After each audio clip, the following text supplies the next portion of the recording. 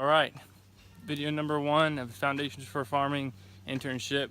I'm Benjamin Meeks, and I'm going to be asking Noah Sanders, the author of Born Again Dirt, a question today.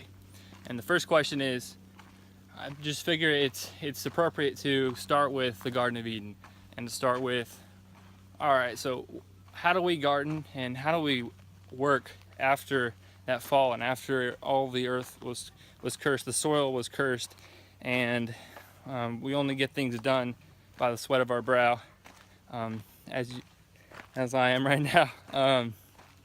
So yeah, I'm going to ask him that in a little bit and just see what he has to say about what he's seen in the scriptures and throughout his experience of working in the garden. How do we honor God with the resources we have, even though the earth is cursed? I'm excited to see what he has to say. Hey, Noah. Hey. Hey.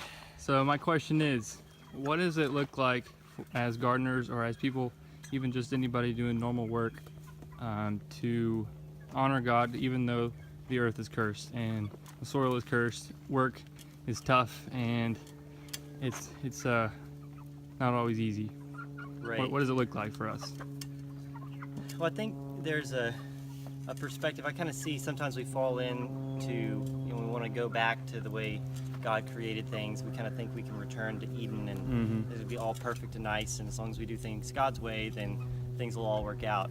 And it was, probably like that in the beginning, and work was something that was before the before the fall. So even in that, there can be joy in the work that we do.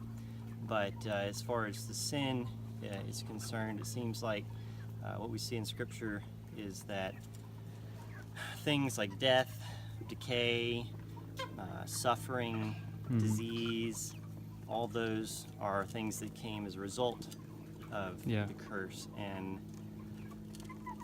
I kind of forget sometimes, because I go out thinking each day is just going to be perfect as long as I can do things right. The sun is rising. Yeah, the it's sun all is nice. rising, and then you go out to check on the chickens or go look at the garden, and everything was coming up, and all of a sudden, death, disease, disorder, things falling apart, and it's like a real battle every day. And but it's a reminder that, we're not living in a perfect world. We're not our own heroes.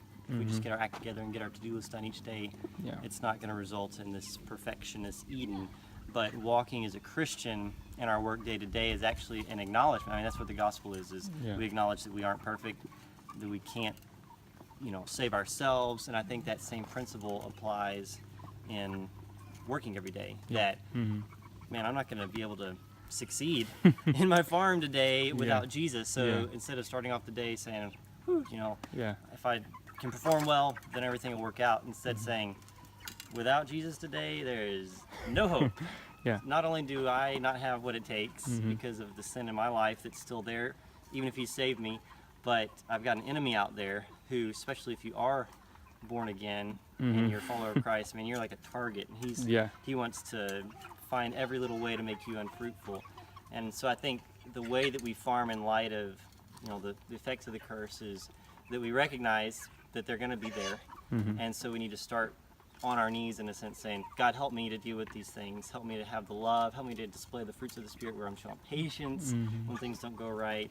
Love, joy in the midst of circumstances that aren't going well, and those other things, instead of our natural reactions, which is frustration and rage and all. And then let's see. So recognizing that to start off with, and really recognizing as well that because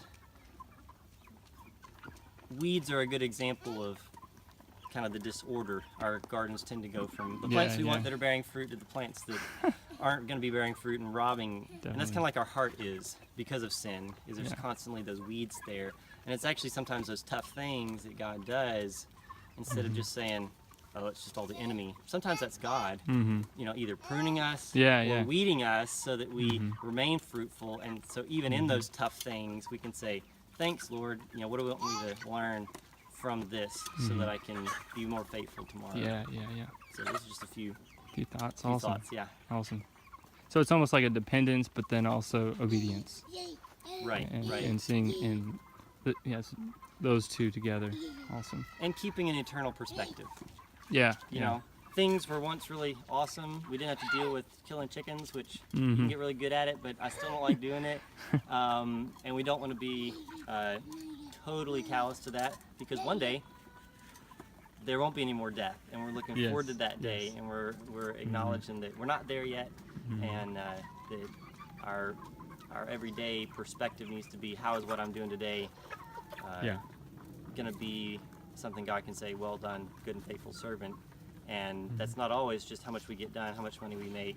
Mm-hmm. You know, got my little boys here that sometimes take time away from productive things I could be making money on.